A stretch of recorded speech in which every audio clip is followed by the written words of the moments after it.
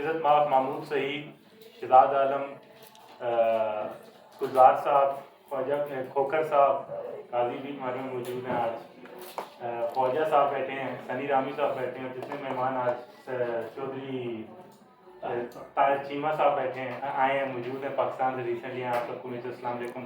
آپا کو بھی السلام علیکم. آج آپ بھی ہیں یہاں پہ.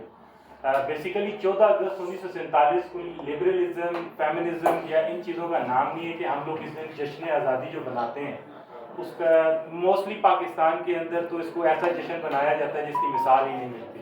تو دیکھا جائے تو ہمارے علماء سے لے کے شیخ الاسلام تک کی گردنیں لٹکائی گئی دلی دروازے تک. علامہ خیر الآبادی صاحب جو کالے پانی لے جایا گیا ان کو، اور ان کو مونچھ کر، جو کہتے ہیں نا، مجھے پنجابی مونچھ کہتے ہیں، مونچھ کر ڈریس پہنا کے گندے ٹوکرے اٹھوا کے ان سے کام لیے گئے وہاں پر.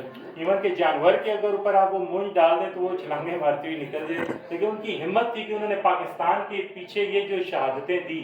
پھر اس کے بعد بہت بڑا کریڈٹ جاتا ہے ہماری ان شہداؤں، ان بیٹیوں کو، جو 70 سے 80 ہزار جو شہداؤں میں ہماری بیٹیاں جن کو زبردستی اٹھا لیا گیا اور انڈیا لے جایا گیا. کوئی ڈفرینٹ سردار کمیونٹی جو بھی ہماری بیٹیوں کو اٹھا کے لے گئے. کچھ نے تو خودکشی کی، نہروں کے اندر چھلانگ لگائی، کنوؤں کے اندر چھلانگ لگا کے اس ملک کے لیے، اس مٹی کے لیے، اس پاکستان کو ریاست بنانے کے لیے اپنا خون دیا. وہ اس کے ساتھ ساتھ 50 سے 60 لاکھ شہداء، اور تاریخ ہے کہ اتنی بڑی شہداء جتنی ہمارے ملک پاکستان میں دی، پوری دنیا میں ایسا کوئی کنٹری نہیں ہے. ہاں، خلافت عثمانیہ میں دی گئی، لیکن اس کا اور اس پاکستان کا جو نیریٹو تھا ٹوٹل ڈفرینٹ تھا. ہمیں ساتھ ساتھ بتانا چاہیے کہ یہ جو دو قومی نظریہ ہے ہندو مسلم، اس کا بلڈ اپ کہاں سے ہے. یہ یوں ہی تو نہیں کہ پاکستان جماعت علی شاہ اور ڈفرینٹ جو ہمارے علامہ اقبال، قائد اعظم محمد علی جناح اٹھے اور انہوں نے پاکستان کی ایک جو بنیاد کی رکھ دی. نہیں، پیچھے تاریخ دیکھیں. ہم جو قوم ہے، میں سمجھتا ہوں کہ ہمارے جو اب تک کے بچے ہیں جو سکولز کے اندر ہیں، شاید ان کا آئی کیو لیول اچھا ہو. نہیں تو ہمیں تو 1947 سے لے کے 1965 کے اندر ہی بند کیا ہوا ہے، کیونکہ آپ کے پاس تو ہسٹری ہی نہیں ہے. آپ تو ہسٹری بتا ہی نہیں سکتے. آپ جب بھی پاکستان سے ریاست میں اٹھ کے باہر نکلتے ہیں، یا تو آپ کو پتا ہوتا ہے کہ ہم نے 1971 کی جنگ لڑی، یا 1947 کی، 1965 کی جنگ لڑی، یا ہمیں آزاد ملک ملا 1947 میں. نہیں، بیس دیکھیں، بیس کیا ہے. اس کی بیس یہ ہے کہ جب ممالک میں، جب فرانس اور برٹش اور جس ڈفرینٹ جتنی قوتیں اکٹھی ہوئی، خلافت عثمانیہ کو توڑا گیا. قائد اعظم محمد علی جناح کا بھی جب یہ انالائز تھا پوری دنیا کے اوپر، جب یہ دیکھا جا رہا تھا، غزوہ یہ جو ہند کا بھی نام دیا گیا، اور جو ہند بر اعظم تھا اس سے بھی 40,000 شہداء جو تھے خلافت عثمانیہ کے اندر گئے، انہوں نے اپنی شہادتیں نوش کی. اس کے بعد فردر آن جب یہ سچویشن چلی حمید پاشا کے دور سے لے کے آگے حمید سلطان تک، آخری ان کے سلطان تک، جب یہ ریاست تھی تو قائد اعظم محمد علی جناح کی ایک سوچ آئی کہ یہ جو بر اعظم ہے ہند، اس کے اندر مسلمانوں کو جو ان کے تحفظات تھے، جو ان کے حقوق تھے، وہ نہیں دیے جاتے تھے. نماز کے ٹائم پہ، عبادت کے ٹائم پہ آپ کے اوپر یا تو گندی حرکات کر کے، یا تو پیشاب تک اچھال دیا جاتا تھا آپ کی عبادت گاہوں کے اوپر. تو قائد اعظم محمد علی جناح نے یہ نظریہ رکھا، دو قومی نظریہ، ہندو مسلم قومی جو تھا، اس کے اوپر ہمارا پاکستان کا جو ایک خواب تھا بلٹ ہوا، جس کو قائد اعظم علامہ اقبال نے بھی جس کی پوری اپنی کتابوں کے اندر ایک نیریٹو دی کہ نہیں، کہ پاکستان ایک ایسی ریاست ہونی چاہیے تھی. اب موریلٹی آئی ہے تو موریلٹی تو اسلام کے ساتھ چلے گی. پاکستان کا مطلب فیمنزم نہیں تھا، پاکستان کا مطلب فیشنزم نہیں تھا. اس کا مطلب صرف یہ تھا کہ ہماری قوم آزاد رہے.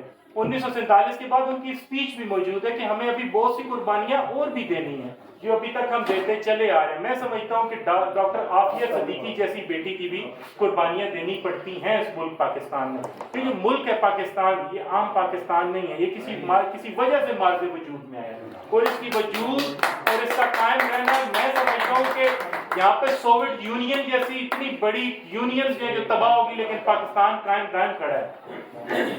ہمیں چاہیے کہ پاکستان جو اپنی آئی کیو لیولز کی جہاں تک بات ہے، آج انہوں نے طارق اللہ صاحب نے کہا جو جنرل سیکرٹری ہیں ہمیں پاکستان کے، کہ ہم آپ کو ہسٹری بھی دکھائیں گے اپنی، جو آج انہوں نے میرا خیال ہے ٹی وی کا انتظام کیا، اس پہ لیپ ٹاپ کے ساتھ اٹیچ کر کے جو ہسٹری دکھائی جائے گی.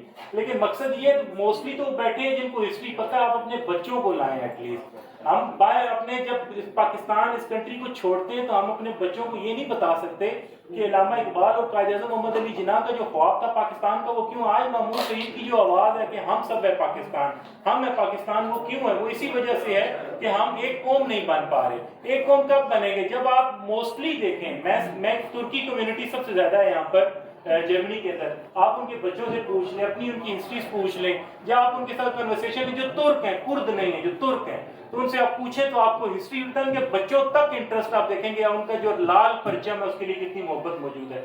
ہمارے یہاں کیا ہوتا ہے, ہمارے یہاں جب یہاں آتے ہیں تو بچوں کے دلوں میں محبت نہیں ہوتی, بچوں کے دلوں میں یہی ہوتا ہے کہ جی میں تو جرمن ہوں, میرے پاس تو جرمن پاسپورٹ ہے. میں نے دیکھا ہے, میں نے محمود سعید کو بھی کئی جگہ بتایا کہ نہیں, آپ کی 70 نسلیں بھی یہاں رہ گئی, آپ کے ماں باپ بھی پہچانے جائیں گے آپ پاکستانی ہیں. یہ آپ کو نیشنلٹی کبھی نہیں دے سکتے, کیونکہ آپ اسٹیٹ لیس نہیں, آپ ایک وجود رکھتے ہیں, اور اس وجود کا حصہ جو ہے ایک دنیا میں قائم دائم ہے اور ہمیشہ رہے گا. پاکستان کی جو ریاست قائم ہوئی ہے وہ کوئی مذاق نہیں تھا.